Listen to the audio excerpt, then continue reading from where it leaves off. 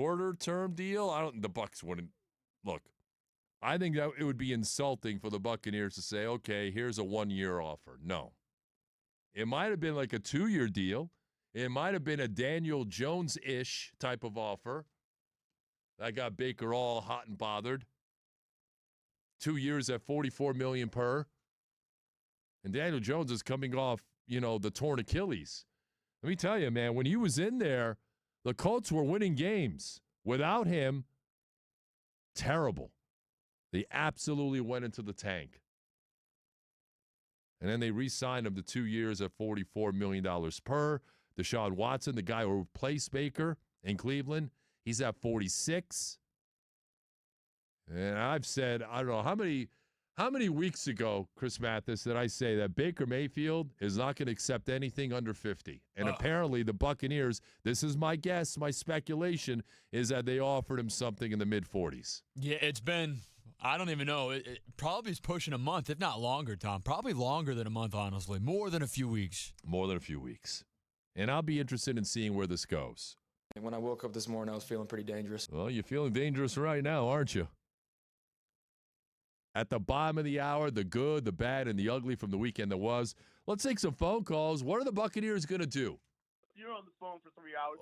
Listen, I'm on the phone for 3.5 hours each and every day. I'm easy to find right here at 888-388-0957. Text at 82945. We'll take you up until 5:30. Then Ronnie Lane with catcher's interference is coming up. Oh, yeah, the inside pitch at 5:30. Well, what are you, a cop?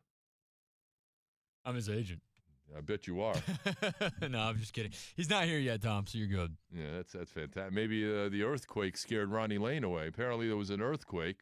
Why am I the last person to find out about these things?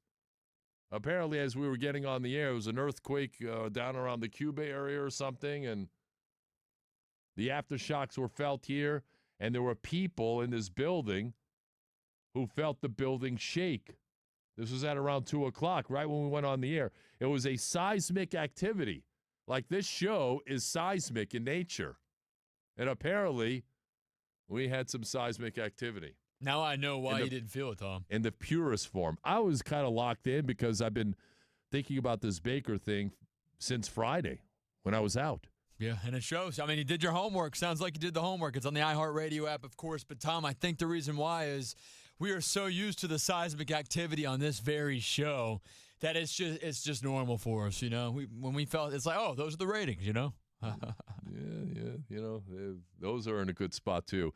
Let's go to our phones. The good, the bad, and the ugly's coming up. Dave is in Tarpon Springs. Beautiful area. What's up, Dave? How are you? Hey, guys. Hey. Tom, I think what Todd Light is doing is pitching the tax savings of living in Florida. I think what he did is pitched at $55 million minus the $11 million that you'd have to pay in California, which comes to what number? $44 million. And I think that's what he pitched. And I think that the other states are in the 5 to 7 to 8 range.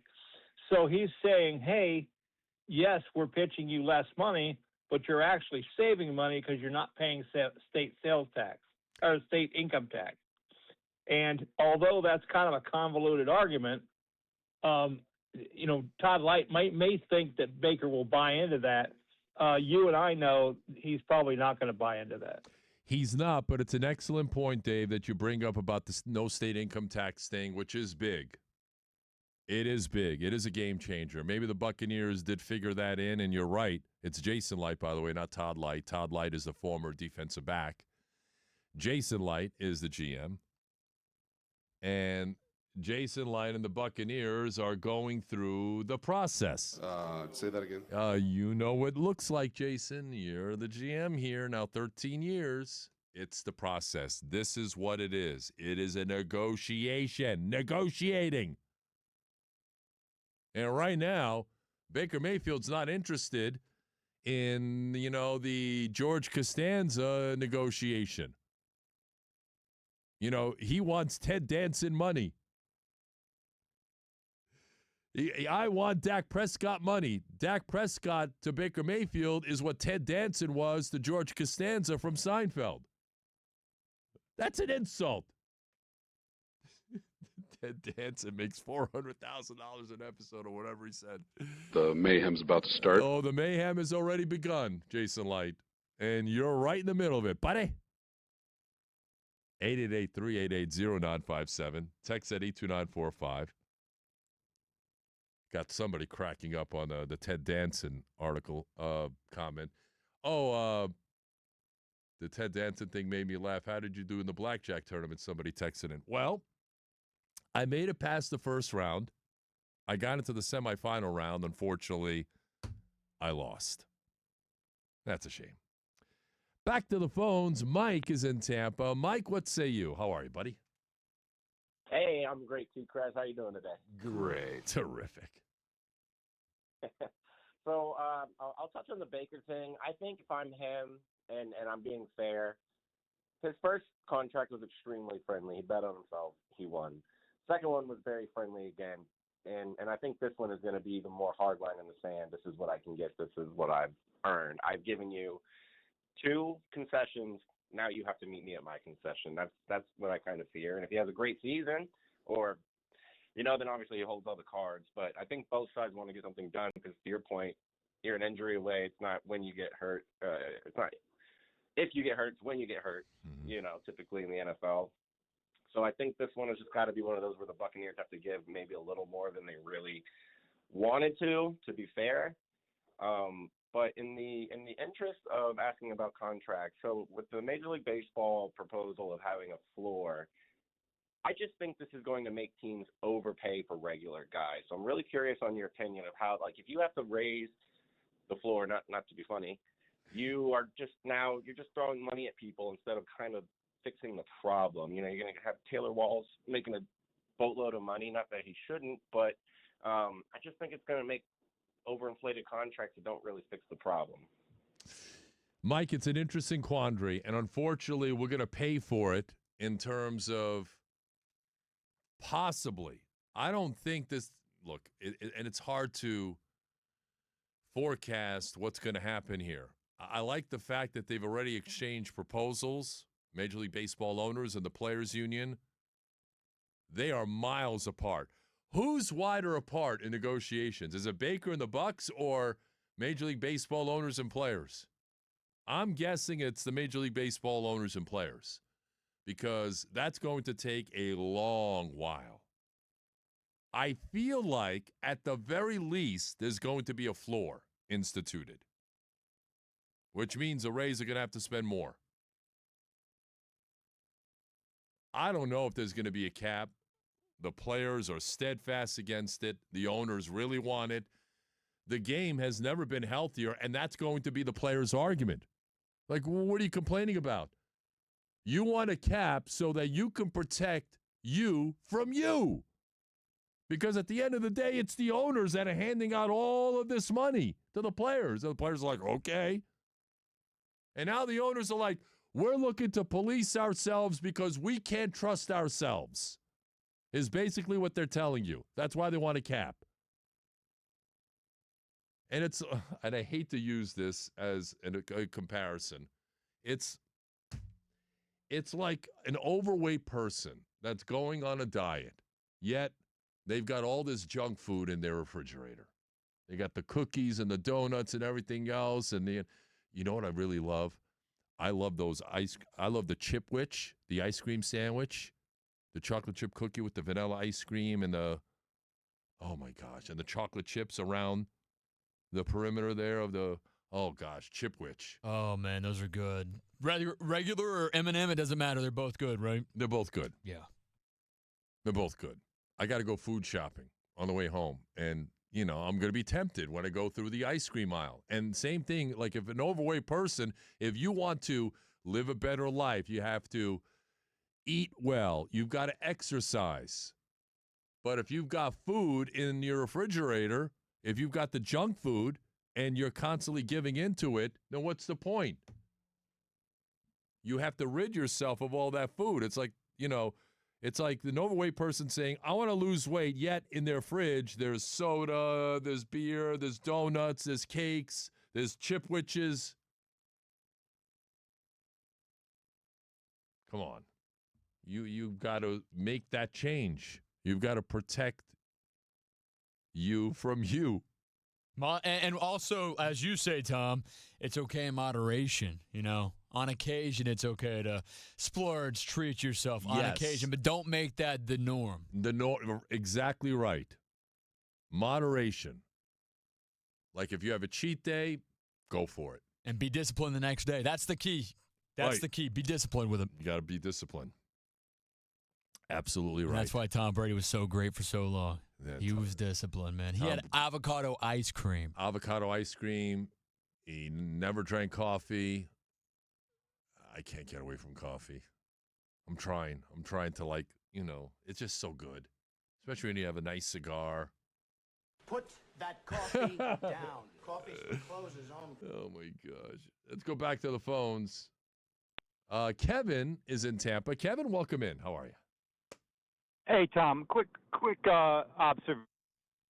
I think the Bucs are intentionally slow playing this Baker Mayfield negotiation because I think in the back of their mind they don't want to commit a Tua Tagovailoa problem for themselves in the event that they have to unload Todd Bowles this coming off season, or actually next coming off season. And then they have a new coach coming in, maybe a new general manager too, but a new coach coming in, and then he's stuck with a quarterback that he doesn't really want. So I think that's really what's going on here, and I think the Bucs are going to probably just slow play this until the new upcoming season starts. Baker's already put in a timeline and said that once the season starts, he's not going to negotiate anymore. Would love to know your thoughts on that. Thanks. Kevin, it's interesting you mentioned that, and I appreciate the call. A caller just a few minutes ago mentioned that as a possibility, too. And I don't think the Buccaneers are dealing in hypotheticals. They're thinking, right now, Todd Bowles is our coach. I know a lot of fans did not want to see that play itself out. But Todd Bowles is here. He's the coach. And I think there are a lot of coaches that would like to have Baker Mayfield as their quarterback. So I don't think that's playing into it. It's just a matter of, okay, we want this guy here, but at what cost? And again, Jason Light is looking at the big picture. He's looking at my salary cap this year. What is it going to look like next year? By the way, Baker Mayfield is not the only Buccaneer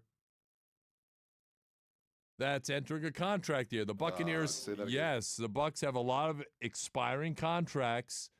And they have 3 other big ones that they have to address. Vita Vea, Yaya Diaby, Cody Mauch, all expiring deals. A'Shaun Robinson signed the 1-year deal. A lot of the guys that they brought in, signed 1-year deals. So they're going to have to figure that out. But Jason Light is also thinking about it from those terms. Okay, we have Baker. What number can we bring him at? To the point where we'll have enough to take care of Vita Vea, Yaya Diaby, Cody Mauch. Because I know the Buccaneers want to lock those 3 guys up as well. Cody Mauch is coming off a big injury. He missed, 15 games last year? So that might be a case where, I don't think I would look to sign him to an extension unless I can get him for a real cheap value. But you want to see how he reacts coming off the meniscus injury. Yaya Diaby, good rookie year, and then down second year, and then he was okay last year, and now this is a big year for him. It's a big year. He's seeing the money that's been handed out to a lot of so-so edge rushers out there. I mean, he's looking at least $20 million a year. If he can get to 10 sacks, it might be 25 to 27, upwards of $28 million a year. That's a lot of money. So the Buccaneers are thinking about it in terms of what can we bring back Baker at? What's the number?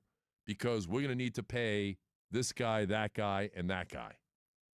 So that's how Jason Light is processing all of this.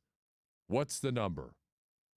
And look, maybe, I don't know what the number was, what he pitched Baker, but clearly Baker wasn't happy with it. He's like, really? This is an insult. Where's my money, bitch? I think somebody just texted that in too. Oh yeah, that was for that texter. They know the drops. I got him taken care of over here. Baker just said, "Where's my money, bitch?" Yes, he probably said it after whatever that contract offer was from the Bucs. Now, Tom, aside from Baker, I feel like Vita Vea could be the most interesting contract. Like at his age, at his position, knowing that he's had, moments where he pops up on the injury report, Tom, and also times in which you're looking at this defense and he's that guy who always shows up, but he's on the other side of 30 too. He is, and that's going to be an interesting quandary because, yeah, Vita is a big, big man, and nobody's talking about his situation, but that's something that bears watching too. A'Shawn Robinson's on a one-year deal. Kalijah Kancey had his fifth-year option picked up. The Bucs are going to have to make some really serious decisions about that interior defensive line, too, over the next year. So Jason Light's got a lot on his plate. He may need a cocktail or two or a Cuban cigar at some point, which I may be able to help him out with. I know he tends to listen on his way home from work. But you got an offer for him, Tom? If he's listening, I would say it's a pretty good chance he's listening right now. There's a chance that he's listening. There's definitely somebody over there that's monitoring us daily. They have people with earmuffs in the back room, and they're listening to every word that's being said here, and then they report back to their superiors. Hey, listen to what Tom had to say today. Did you hear this? You know about this? Listening to all the positivity on this WDAE radio show. I love it. I love it too, John. All right, more of your calls and texts coming up. Baker Mayfield versus the Buccaneers. Who wins in this contract dispute? Because that's what it is now. It's a dispute. It's a standoff. We'll get into that too. Also on the way back, I wasn't here on Friday, but Saturday, Sunday, there was so much that took place from over the weekend. And we'll get into it. The best and the worst and everything else in between. The good, the bad, and the ugly from the weekend there was. And there's news on the Rays, too, coming back. We'll be back. You're tuned in to The Drive with TKras. We're live inside the Rude Air and Water Studios of WDAE, powered locally by my guys over at Ferguson HVAC. When it comes to the air in your home, these are the guys that will keep you comfortable and cool all summer long. They'll make sure that your AC is running at an optimum level. That's what they do. My certified Rude Pro partners in Ferguson HVAC, they will keep you cool all summer long. And here's a bonus. Those same guys, they're pros actually, they will also make sure that your hot water keeps flowing with tough, long-lasting Rude water heaters with options for every home, even yours. So if your AC or your water heater breaks down on you, something goes wrong, rely on Rude. They've got the best products, parts, and expertise, along with my guys over at Ferguson HVAC. So hit them up online. Tell them I sent you. Go to RudeACFlorida.com. That's RuudACFlorida.com for reliable air, reliable hot water, reliable comfort. Tell them I sent you. You're coming in clear as a bell. I love it. 90